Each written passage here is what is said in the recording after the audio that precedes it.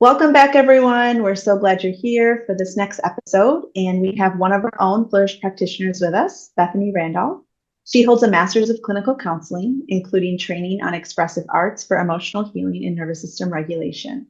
She blends internal family systems, somatic work, polyvagal, and focus-oriented expressive arts to support clients' growing connection to an increasingly settled self.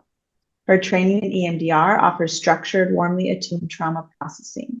She enjoys partnering with the clients in deepening their self-understanding, self-compassion, and personal agency. And we are so incredibly thankful to have her be part of the team at Flourish. As you can see, if you're watching the YouTube video, she is in our second Flourish office down the hall, and she joins us today to talk to us about what to do when we feel blocks in our trauma healing and resolution.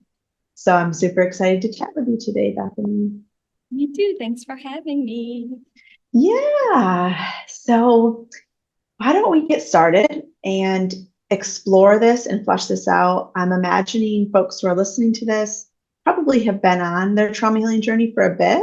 It's probably not new to them. And hopefully some of the language surrounding the realities of being made up of different parts with different needs and desires is already familiar to folks. So we can just jump in from that vantage point and explore. Love to explore. Let's do it. This subject has been on my heart a lot as a person who's been growing and learning in my own journey, and as someone who has the privilege of walking beside clients. Noticing that sometimes we get stuck a bit in the things we've been taught in therapy before. About how to care for the parts of ourselves that feel, again, quite stuck and unable to move forward from what's causing them pain. Mm-hmm. So I've been thinking a lot about what is it that causes that stuckness?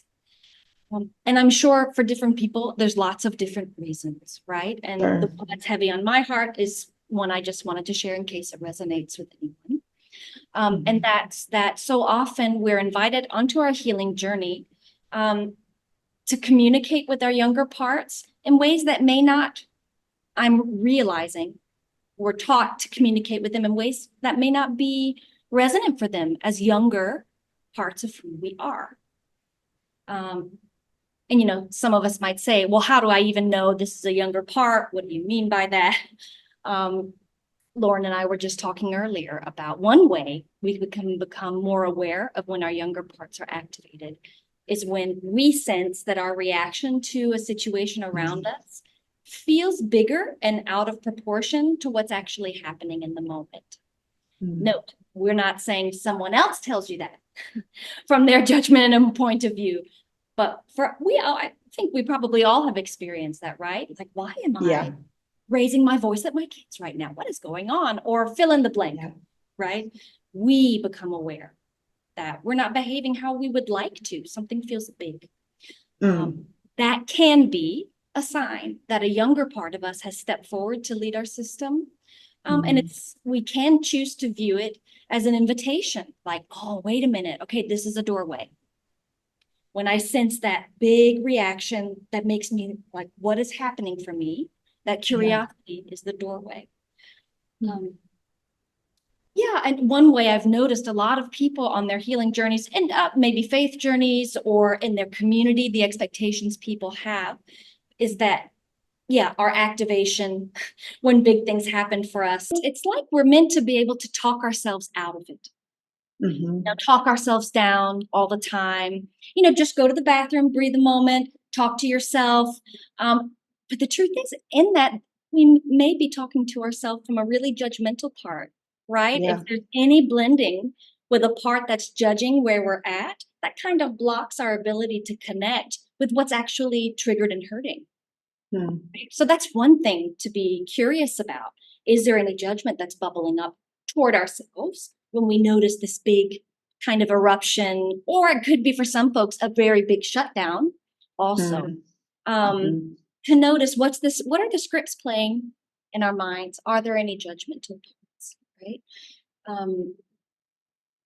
And beyond that, I'm thinking about communicating to these more wounded parts from a place of this is irrational, or Right.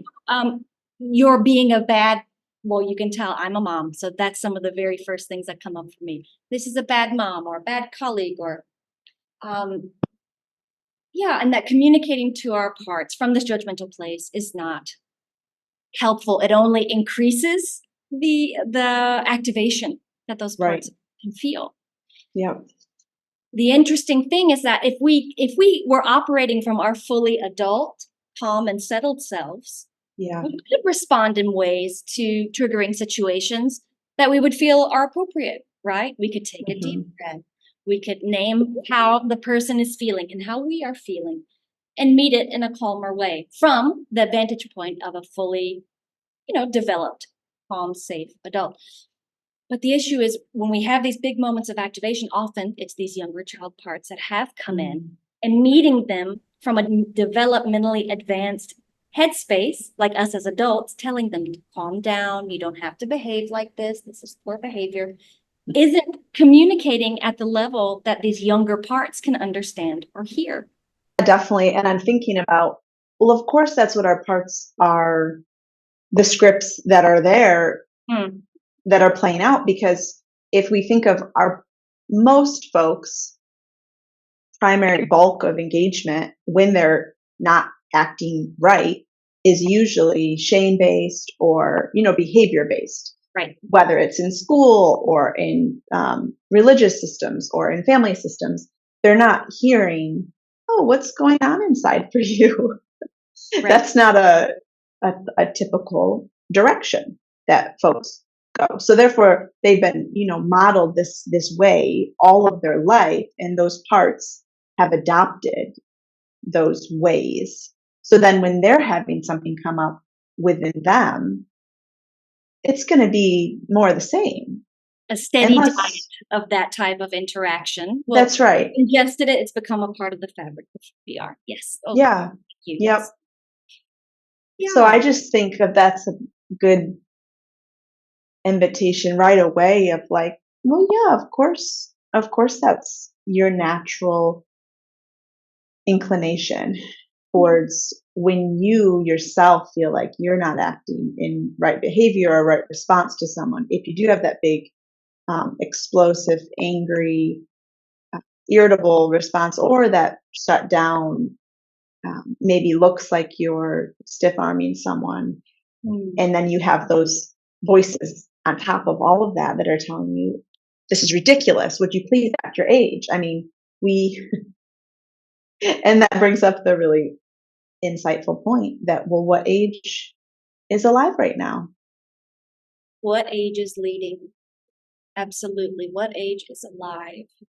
Because here at Flourish, we're deeply committed to that thought that we have multiple parts, right? And as we're moving through life, different parts step up to help us navigate the incredible difficulties that all of us encounter, right, in our life stories. In EMDR type work, these are called like frozen neural networks. In parts, we call them younger parts, right? The main point is to understand that we can be a fully developed and having access to self person and still have these parts of ourselves that are way back there and operating from the survival postures that got them through that particular moment in our past. So firstly, thank you so much for saying that, Lauren. Having a posture of, hey, it makes sense that this judgment, I'm raising my hand up like a muppet. This judgmental part is speaking, and I can hold space for that. It makes sense that it's here. Its intent for me is good, even though I know it causes pain and further distress in me. Right. Can we open up the walls that are inside of us to let that at least have a seat and know that it's seen, heard, and that we see the good intention? And see what happens, noticing in our bodies, is there any shift physiologically, giving us more space? Some parts of us will be ready to give that, of course, more readily than others.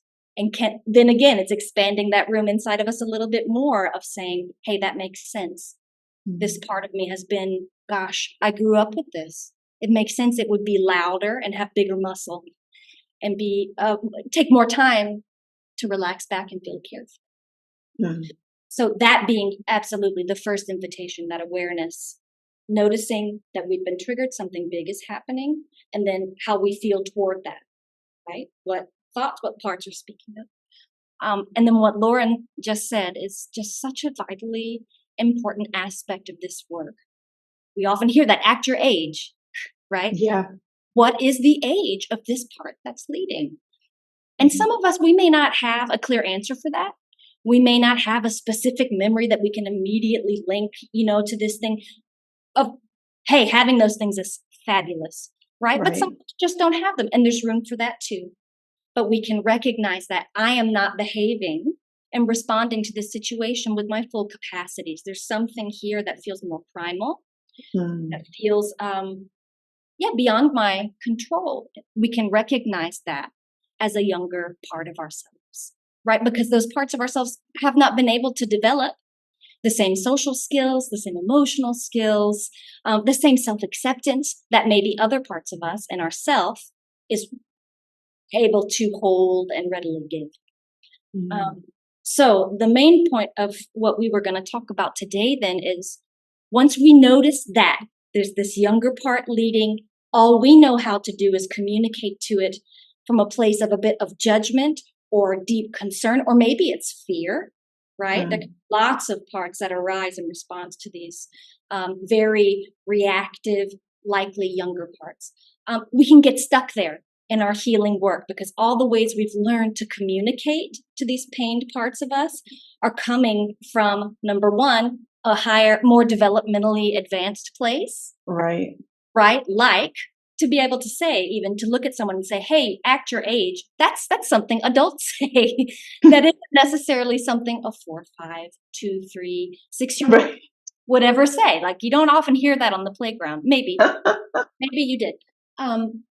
We can recognize, okay, yes, that's a part carrying some judgment, and it's also older. Yeah. Right?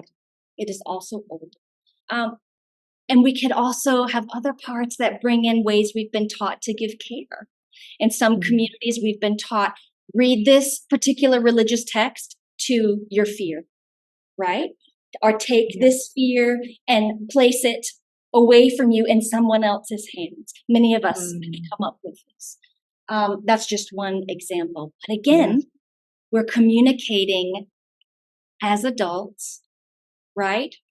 Logical, linear thinking. Oh, let me apply adult reasoning to a younger, more immature part. And when I use that word immature, that's not to imply anything but less developmentally advanced. That's what I mean by that word. Yep. So maybe we can get curious about, are there other ways that are more developmentally appropriate to meet these younger parts of us? Yes. Rather than meeting them from a more adult, neurologically more advanced place. I don't mean to sound redundant, but just what's coming up for me again is like, and of course that is the way we are responding of like, if we had seen, okay, so a lot of us might not recognize that these strong things that come up in us have an origin story years back that experienced some stuckness there and weren't able to continue to developmentally mature and gain that fuller sense of self. We might not understand that. So understanding that piece is huge.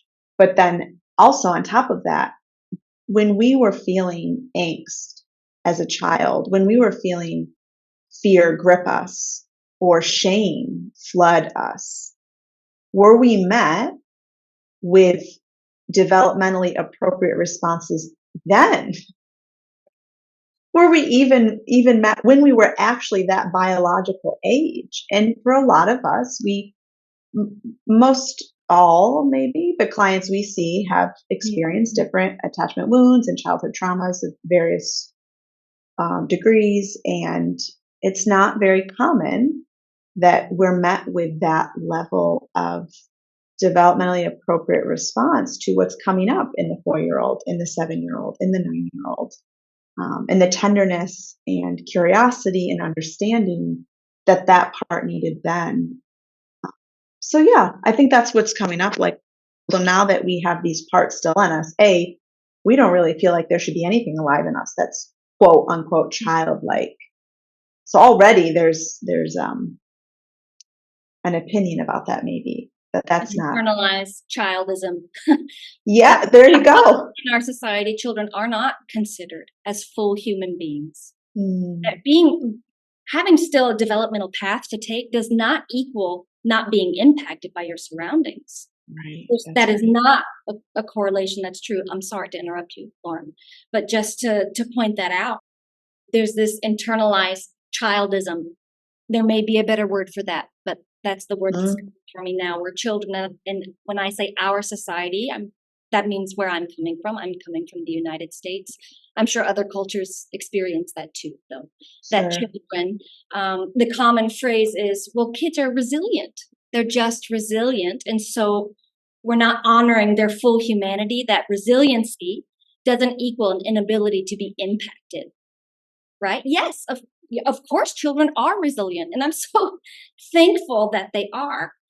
Yeah. But we also have to take into effect that the ways that the children are moving through the world and what they're experiencing directly impacts how they understand the templates they have to show up to the world later, like you're saying. Yep. If we did not receive that tender, curious, also physical, right? Physically supportive love and care from a grounded caregiver, Yes. right? Who is not taking our responses personally, but is Right. taking them as developmentally appropriate for our age. So important. If we did not receive that, we don't have that template within us as we move forward. Yeah. 100% agree with you. And I think it's worth being as redundant as possible. Yeah. Noticing every step along the way when we feel a resistance to any softness, to any gentleness, or we feel like we don't have access to it. We need to honor that. There's a reason that's there.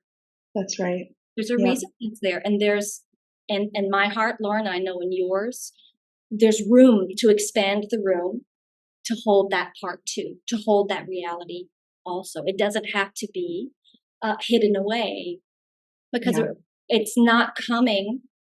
We want to honor what's true. And if it was your experience, then it's true for you. That's no commentary on the people, the places, whatever. Yes, they can have their own story. Absolutely, there are things that cause other people to behave in certain ways toward us. Yes to all of that. And when you're on your own healing journey, it's also in a major, major way about you and the impact it's having. You want to be able to honor that and to name things what's true. Yes. And we're not striving to make what's true untrue. We're striving to make I don't even want to use the word striving. We're slowly together building capacity to hold what's true, to integrate the experience with all of the pain that's true with the self we've been able to cultivate in the present now. It's like blending, creating space where those two things can come together. Yeah. And to me, that's the most exciting thing about doing therapeutic work. It's kind of slowly and gently chipping away at the wall that divides those two things. Those wounds from early on that had to understandably build up such protection, right? To keep moving through life. And then the us that has to show up to work, the us that has to parent our kids or care for our partner or pay our bills, right? There becomes sometimes that wall in between. And when that younger piece gets so activated, it just kind of spills over and all of life just can feel like too much or we just can't do it. Yeah. This work, we get to slowly take that wall and kind of very gently chip away holes in it so that the truth of what's painful can flow through to the present to be honored clearly, right? And the care that we are capable of now, the awareness and love and understanding and curiosity that self can have now can flow through that wall to the other side. We can't time travel, right? But in a kind of a way we are. If you think about it, we're adding to those memories in the past because the felt sense is still alive in our body. Yeah. Now. Yeah. So, okay, I get it. I don't want to sound like I'm saying, come to therapy, let's go time travel, but it's still alive. So, We should put that in your bio, maybe. Time travel with Bethany. come on. You get what I mean? Like, what's in the past, it's not past, right? It's still very much alive. That's right. And we're getting to meet it in the present and speak that love and care to what was experienced. Yeah. But the whole goal of what we're talking about this morning is how do we do that in ways that can be felt actively, right? By these possibly much developmentally younger parts. So I would invite each of us, whoever's listening, me and Lauren right now, like either for those of us who didn't receive what we needed in those moments of overwhelm and stress or pain as kids, what would you have wanted to receive? Right? For those of us who may have received some of what we needed, what were those things? I have a feeling no one's going to say a lecture. Are you sure? I mean, prove me wrong. Send comments. Prove me wrong. But, just a lecture, direct correction. Yeah. I'd be curious how many of us as little ones desired that. Right. Right? What did we need? What did we need? Think about, my goodness, what are some of the ways we immediately respond as we're on our healing journeys and being more capable of responding to wounded little ones around us from a more grounded place, right? That takes place over time. Yeah. But what are the instincts? Oh, we often see a picking up and a patting. We see rhythm. We see touch modulated according to the comfort of the person we're comforting. Right? We're not giving rhythm in a steady or fast, rapid, really hard way. We're giving rhythm in an attuned way and noticing when there's shifts in the little one's body, maybe it's time to stop and they just need a rub instead on their back. For example, a way to make this more concrete, I would offer is an exercise in split screening. Which is where a lot of times in our mental health journeys, we do things like imagining things, calling something to mind, remembering something and seeing it very clearly, So I would invite all of us to see if that's possible, a moment where you were deep in that self energy, right? You were grounded. You were able to be curious. You had the capacity to care for yourself and for others. All those C's that we could talk about. A memory where that felt 100% true, if you have one. If not, that's okay, and that makes sense too. For those of us who might, I would encourage you to invite that to mind and see it. Notice how it feels in our body, right, to have access to that headspace. Like for you, Lauren, what comes up with that? Yeah, I was just thinking, I'm glad to be a participant. If you want to walk me through that in this episode, I'm glad to do that. Does that sound good for you? Yep. If that feels all right. And if at any point it doesn't, then you just are free to say so. Will do. Okay. Just take a moment and let something bubble up freely where you were grounded at the root of yourself, open. And this is as a younger person, right? Anytime that bubbles up for you. Anytime. Okay. Yep. Anytime. It's fine if it's yesterday. No worries. Yesterday was a rough day. There wasn't much. Not going to be yesterday. Grounded self available. You're just a human. That's right. That is the truth. Okay. Self has that quality of solidness and also flexibility, right? Such an interesting polarity that exists there, having access to the whole spectrum.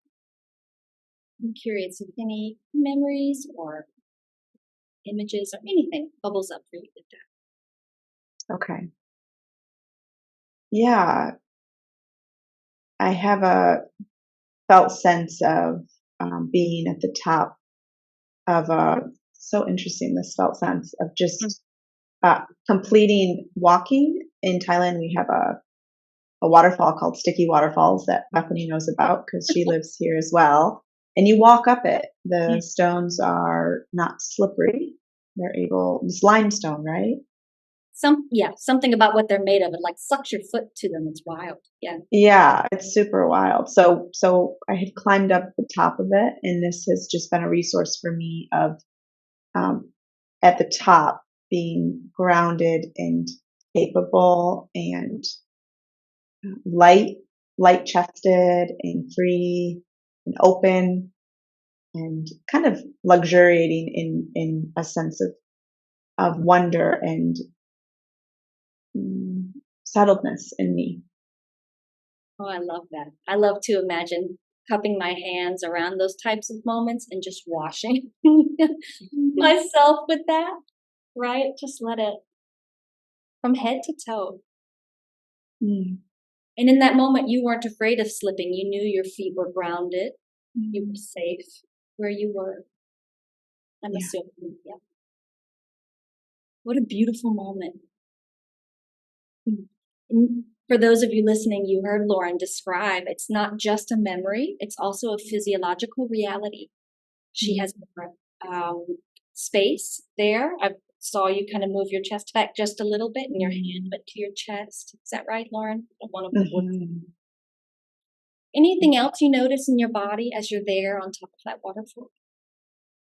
I think the pressure that I often feel as a person who tends to overfunction and leans towards an anxious attachment, I feel a lightening in my body of that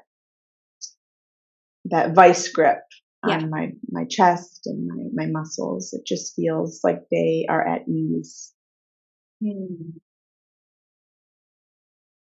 Noticing that space of it's kind of like Goldilocks. It's not too floppy. It's not too rigid. It's just this solid softness in between, right? So beautiful. So Lauren, I invite you to just hold that image and also the felt sense in your body, almost like seeing it on a big movie screen, right?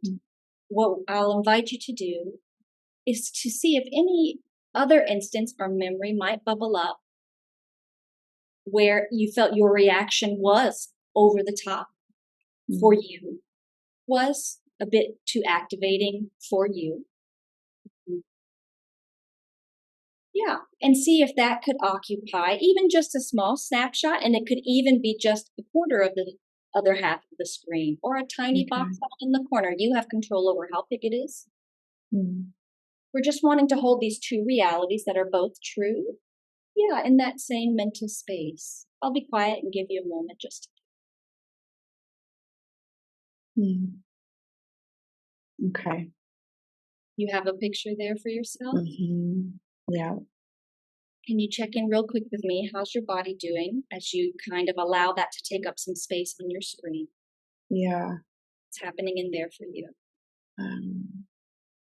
My chest feels a bit tighter. Yeah. There's been your body responds to that very real truth. Yep. Yep. We can have a tenderness toward that. My hand is on my chest with you, holding that. Some heaviness, like in the pit of my stomach, of sense of sadness. Heavy sense of sadness deep down in your stomach, down in your belly. We see you. We're here with you. I wonder if just sitting back a little bit, Lauren, and from a space of observing and seeing that screen of those two realities, two very true moments in your life where the felt sense was much different. The experience was much different. What's that like? Just observing that. It's kind of perplexing. It's like, how could a human hold such? Yeah, I feel when I look at both of them, it's I don't know. It's almost like I feel like I have to choose one and split the ambivalence of both realities. I hear you. It feels like you have to separate one from only one can be true, only one can be present. Yeah. We're right here together, seeing both of these things. And I just invite you to know you're not alone in feeling that tension. That tension can be here. It makes perfect sense because these are such different, ways of being in your body, right? Yeah. Yeah. So if that tension is allowed to just come sit down in this space with us, one, is it open to doing that? Or does it feel like it needs to be outside, near us, or far? Yeah, just check in about that. Yeah. No, I actually felt, right as you were saying that, I felt like just acknowledging it and it being okay that it is hard to see both and hold both. It was like it instantly just softened. And when you said, would it like to come sit down? It just came to my right and sat like in crisscross applesauce, and it just sat with me. It makes sense. It's welcome. Yeah. It is. We are so complex. Mm. We are so complex. So this part, check in at any other point if it starts raising big concerns, but it's in the meantime, it's just welcome here and respect it for what it has to offer you. Mm. Is it okay for us to turn our attention back to the screen with that part sitting here? Does that feel okay for you? Yeah, that feels okay. Again, just drawing our attention up, noticing these two realities here. I'd be curious, does it feel any access to both of these parts knowing that they both exist? Is there any awareness between them? Mm-hmm. Between that solid self on the top of Sticky Waterfall and the other self, the part leading, that was really struggling in that moment? Are they aware that they both exist? I don't think they were before you said that. They were both kind of looking out forward, not looking at each other. Sure. So there is awareness growing of the other one. Yeah, we can just sit with that. That's a big introduction. Mm. You are not only the pained part on the right, you are not only that reaction to your situation. Mm-hmm. You are also the woman capable of climbing, achieving, taking in beauty, slowness, spaciousness is also a reality in your body. I'm curious, we could draw our attention to the side of the screen holding that more pained part at the moment. Just noticing it, seeing it. You know, we believe that there's always a person in there,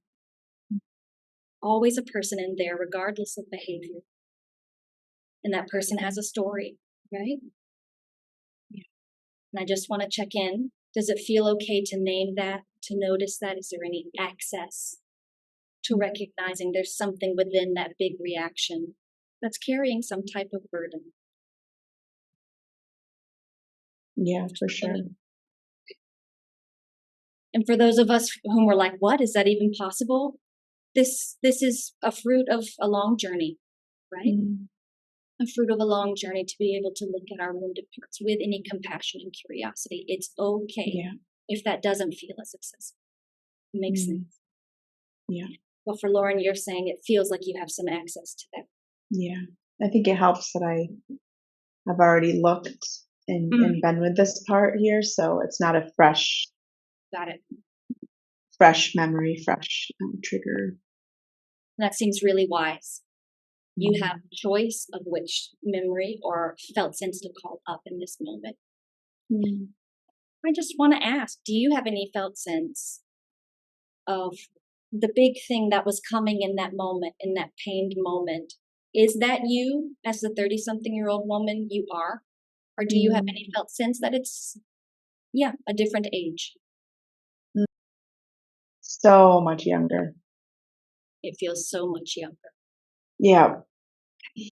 Adult body, or looks like you, she is you. Yeah. But very strong felt sense that this is younger. Honor that. And again, here it's important to name. We don't have to have a specific age. There doesn't have to be a specific setting. We can honor that the felt sense is speaking and speaking truth. Yeah. We can walk hand in hand with that. We see that younger part. Mm-hmm. We honor it. It's welcome here. And however big or small on the screen is right for you. For a moment to notice the other side of the screen, just to lean back into that for a moment. And if it feels too fast, switching back and forth, you just let me know. No, that's good. How is that access to that felt sense within you of that moment? Are you still able to grab that? Does it feel more distant or accessible? It feels more distant than when I was just there, like alone. Yeah. But it feels closer than when the screens were completely separate and I didn't, it feels close. It feels like it's in the middle. It feels, yeah, okay, in the middle. Oh, I love it. Yes, whatever words describe it for you, go for it. Yeah, let's just check in with the body. You described initially the felt sense of being in that place, an openness and a lightness. Let's just check in with your body and see if anything needs to be gently invited to adjust, because we've just touched on something young and pained, which is one reality that brings its own physiological signature. Yeah. Right? And we can honor that. It's welcome here. It makes sense that you had the reaction you did. And also, this self energy is you. It is also very real. It's light. Check in with your shoulders if they need more space. Just inviting the body right along with us to the sounds of that moment, to that sense of wonder. Maybe scan the horizon of that moment, that memory. And how that landed in your spirit, your body, your It was really amazing how doing that. Side note, it's been shown when you look out to the horizon and your vision perspective has to shift, it can activate the parasympathetic nervous system. And I just did that visually in my mind and looked out at the rainforest, essentially, the jungle ahead of me. And it was like the same thing happened as if I was actually doing it. My whole body just kind of dropped in, not in a heavy way, but in like a lightning way. Yeah. That is amazing and something we can take and hold in our pockets. When our vision opens up to expand and explore all of our field of vision, you're exactly right. It triggers that parasympathetic response, and we can begin to relax because we're not focused on one thing. When we're focused on one thing tightly and closely, it can signal threat to our body that we need to be hypervigilant. So noticing on both sides of that screen, there's probably a different focal point also, and felt sense of where your eyes are allowed to go and how much of the world they're allowed to take in. One likely, or I'm guessing you feel free to say for you, more narrow and focused. Yeah. And one able to open. It's like the aperture on a camera, just and there's more of the world to take in, and it's okay to take it. Yeah. You're safe to take it. Yeah. Thank you for sharing. Just want to check in on that tension part who was sitting with us earlier. How are we doing on that side? Just noted. They're just chilling. Chilling. All right. Yep. They are A-okay. Still on the ground.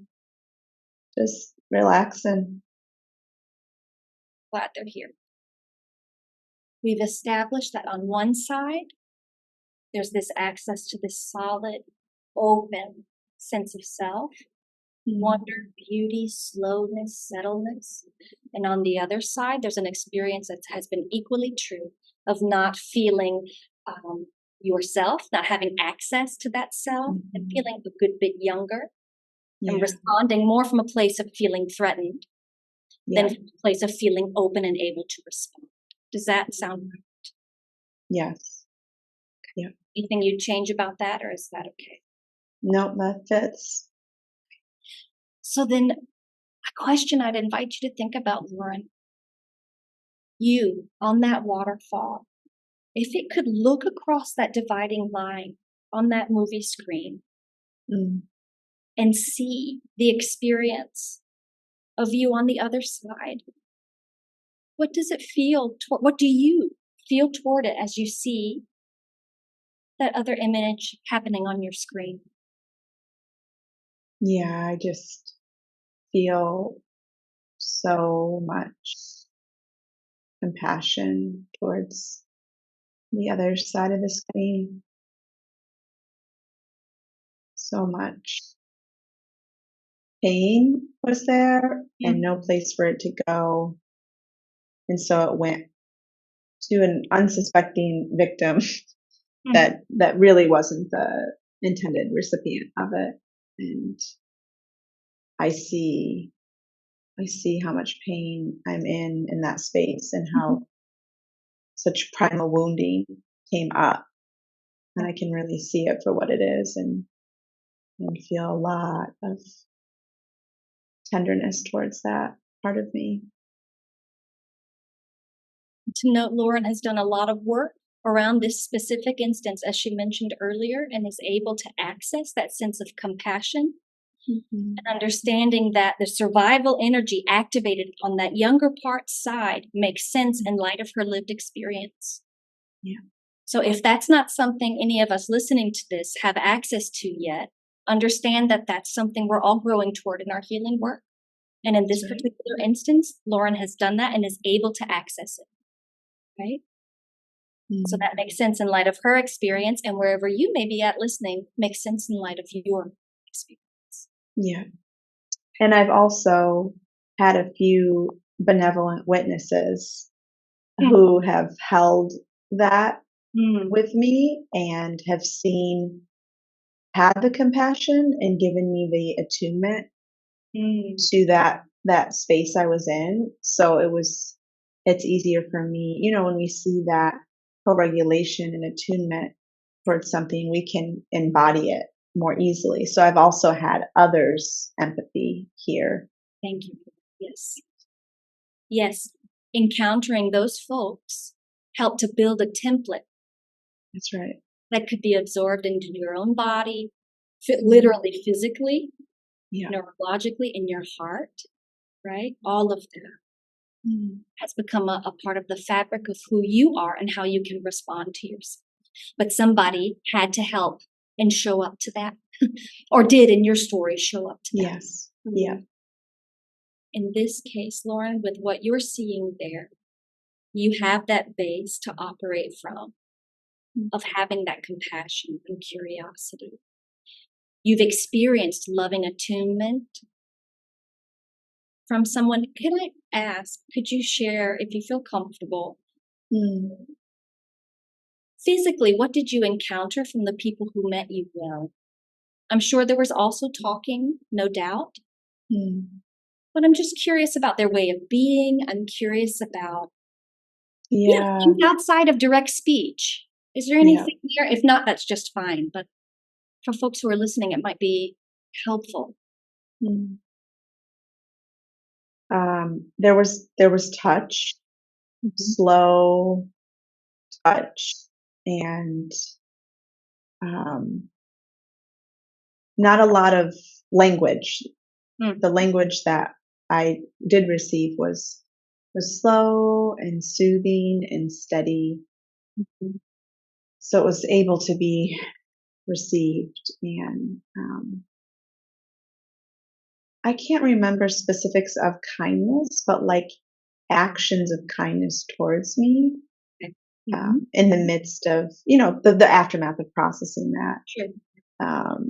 So yeah, it wasn't a lot of verbal that I needed, really. Yeah. It was presence and also space and touch, attuned touch that felt, right for the moment. And obviously, this is in a space and with a person that you would consent to that and be comfortable with. Right. Or it would completely defeat the purpose. It was attuned and respectful and honoring. Yes. Yep. And just that posture of kindness. I wish I could think of the specific things, but just those moments of kindness, so healing. Yeah. When you think of those, where do you feel that in your body? Where does that you've taken into yourself from that moment, where do you feel that most? I feel that like deep in my core. Like the most core, the most center part of me. It's right down there, solid running through. Yeah. Just to check in, that part of you on the left of the screen, in my mind it's left, excuse me, that solid self, full of wonder and openness. Does it also have that felt sense of that kindness running through and being grounded in the bottom? Does that feel for sure accessible? Okay. Well, then I wonder if looking at that solid self, it is yourself. Is there anything it would like, if it could cross over the screen into that moment, however big or small you've made it on the opposite side of the screen, when that younger self was responding from a space of self-protection? Is there anything that it would like to embody? Does it need talk? Does it need presence? What feels, most natural or useful, if that crossing feels possible at all? It does. And the screen is very small on the other side. Good for you making it. That is so interesting. That's what it needed. Yep. Yep. I want nothing like the sense that I just feel so much encompassing me is like engulfing, just a large sense of myself, my full self, my full transcendent self.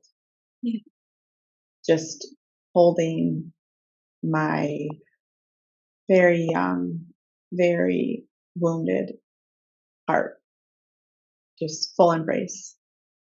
Some of us may need to hit pause on this more pained side of the screen and just be able to interact with it in a really slow way. Yeah. That's okay. That's an option. But yours is able to enter and to be there in an enveloping way. How is that experienced from the part of this wounded, needing self-protection, all those big feelings coming out sideways? What's it like being held, feeling that presence and warmth? Is it able to notice it or receive it at all? Where could I see it? Do you have any, like, should the part, or could the part come over to the small screen, or should I make a new screen? Where I don't know. This is where it's okay for us to check in and try something. And if it doesn't feel right, we can say, nope, that's not it. And trust that we'll get there. Okay. I think there's a middle screen that just came up.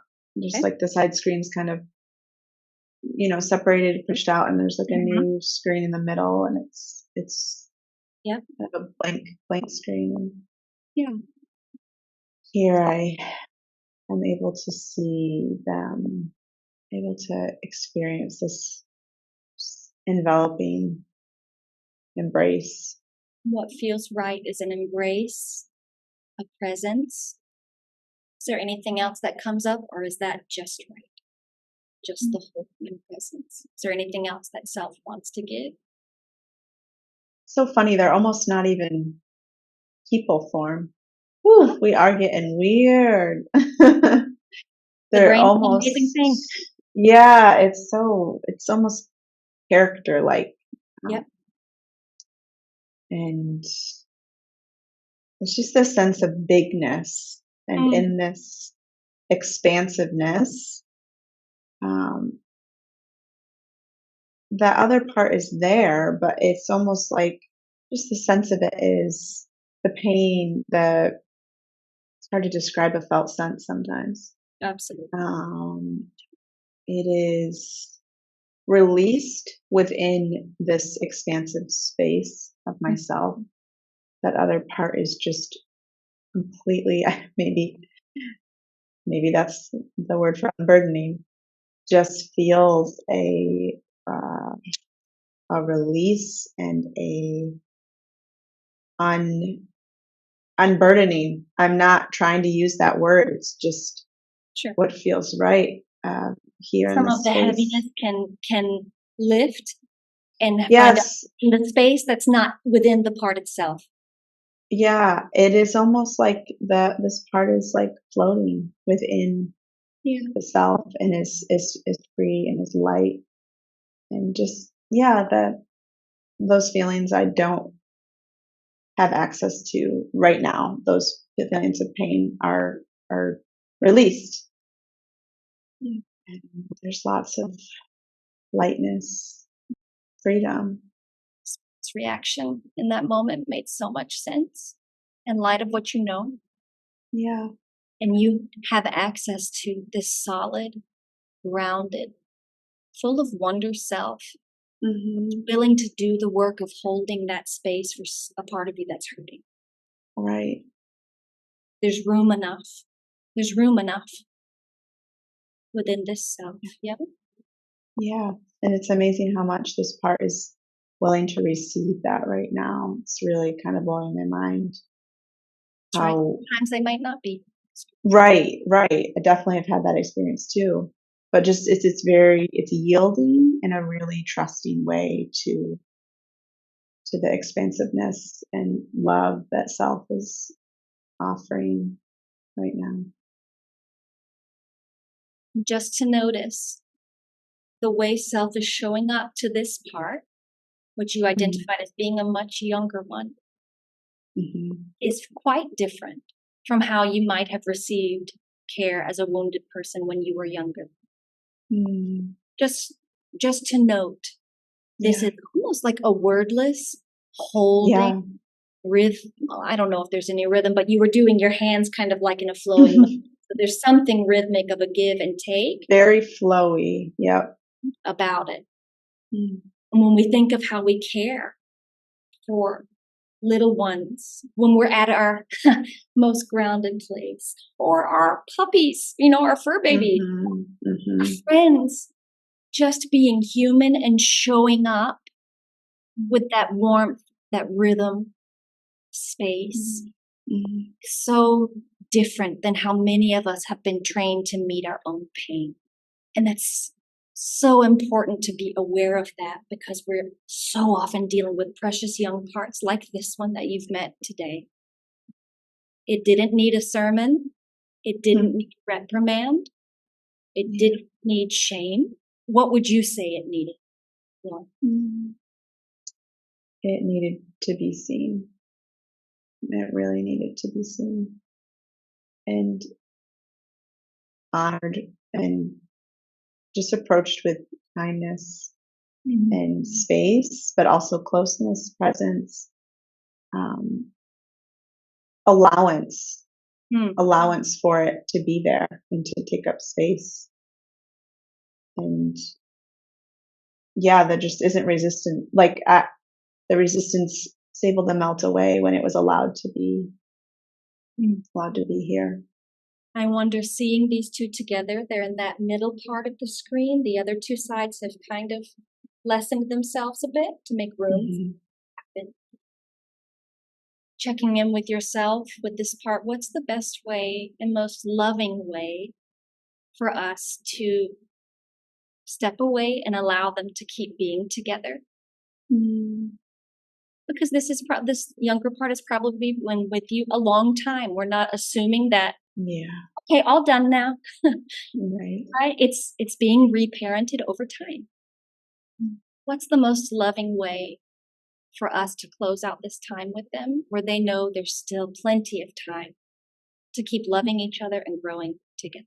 What comes up is like just the awareness that they can always come back here, and kind of like empowering them and just champion them to that they can skip away and go, on to their other roles and parts of life that they're involved in, but they are welcome to always come back to this space. Like the door's open, self is here, and like self's watchful eye, like loving gaze is on them and is with them. So it's coming. Yep, because our goal in doing any type of parts work is not to eradicate them, right? It's to slowly, like, I just love that motion, like over time, that give and take of what's true, what's painful, what's loving, what's safe, allows them to slowly, like you use that word, unburden to whatever full gift that part has to bring to your life. Yeah. Right? And that's the work over time. There's time. There's time. There's space. Right? There's space. Thank you. I know that wasn't the direction we were intending necessarily on going. It's really kind of you doing as we step away from that moment. I feel great. Thank you. Yeah, I feel good to step away. I feel good closure, like in the moment closure, with just an invitation that there's always availability to return back and intend further.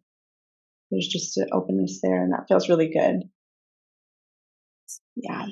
That connection between the two, if there is any repair that needs to take place, there's more between you and whoever, right? Right. Now, like at this end, there's more there than there was before. Solidness, settledness. For sure. We all have to repair with people. That's just a fact of life. Yeah. Right. And once ourself, by not denying the truth, but bringing love and support and curiosity to the truth, we can also repair with ourselves, our wounded parts, and then with others more easily, right? With not losing ourselves. Right. Thank you. Thank you.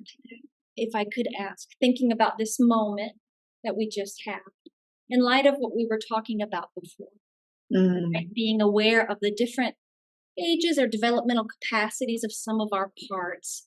Is any of that talk at all, and there's no pressure for it to be, but is any of that relevant to this few moments we just had together with your parts? Is there any connecting point for you, or not really? No, I think there definitely is, because approaching the depth of the part that came up for me in this instant was so hurting, so deeply hurting, and then on top of that, lashing out in like anger, ragefulness. So that's probably two separate parts, but it doesn't really matter. It's all just hurting parts. What's there? That's right. Yeah. Naming truth. If that was responded to from a adult level, intellectualizing, shaming, blaming, reprimanding stance, there is no would be other possible parts, right? Right. Yes. There's just no way that it would have, is like the conversations that were had and the kindness that was shown prior to this time with you just now, and then entering into that time to go even deeper into healing and integrating that there's just no way any of those points of healing could have happened if it wasn't met with a really tender approach, which is what I think of when I think of dealing with little parts, little people, is a tender approach. If I could characterize it overall, it feels different. Yeah. And it's not saying that one is better than the other, but it's the core of the part and the situation that determines which one of those options, right? That slow, that tender, that also more physical, Yeah. presence oriented versus I'm sure there are other times our other parts need to hear something very direct. Something very direct. This is not what we're going to do now. And this is right. Part of us that could receive that. Sure. And step into it maybe, Yeah. But in this particular moment, because you identified that part as younger, you're already aware it has some connection to story for you. That's a different type of response. Thank you for being willing to reflect on that. Yeah. And maybe for some, it might feel like you see my parts coming now. Like some people might be like, duh, obviously. But right. if we've not been introduced to that concept of we are having developmental expectations of parts by communicating with them in certain ways. Yes. Right? And it's important to practice having that zooming out capacity and seeing, oh, wait a minute, this way I'm responding to myself might not only have shame or judgment or something in it. Yeah. On top of that, it's also communicating in ways that a younger child part wouldn't be able to receive anyway. Our whole lives are practices and curiosity, right? So this is one more tool in our belt of as we have these big experiences bubble up for us in relationship with others or just interpersonally within ourselves. We can be curious about, how am I responding to myself? Lots of different ways that might be happening, but is it even in a way a younger part could receive? We can name how we feel toward our pained parts, and that might be shame, anger, rage, judgment, wanting to just shoo it away or something. That's something important to notice in its own right, right? And looking to see what would a younger part actually need. That's different from what it's to offer. It's just another way of looking at. Right. And honestly, it's like you said, maybe it sounds obvious, but it's one of those things which I love that we like dug it out and shone light on it, because it's one of those realities, I suppose, that is clear when you look at it. Like, this makes so much sense of why people might get stuck when they're doing this adult level, addressing and almost reasoning. Right, with these stuck parts in them and their healing. It's quite clear when you point it out. However, I don't think it's a well-known thought that people have like easy access to. So while once you get there and see it, it's obvious or more obvious, I think it's just a really novel uncovering, which is great, because then once we see it, I think it can really change the way you're engaging with yourself. I really think it can bring so much. I mean, one of our pillars is self-compassion, and what a way to be like, oh, right, I've had this issue for 10 years and I'm trying to engage with these parts of me from such a stance of reason and logic. And it began when I was 12, or, it can give you such a different, wider perspective. Any shame, right? Or any self-judgment that help to dissolve that. Because it makes sense that what you've been doing hasn't necessarily been getting the results that you want. It's okay to try on a new way.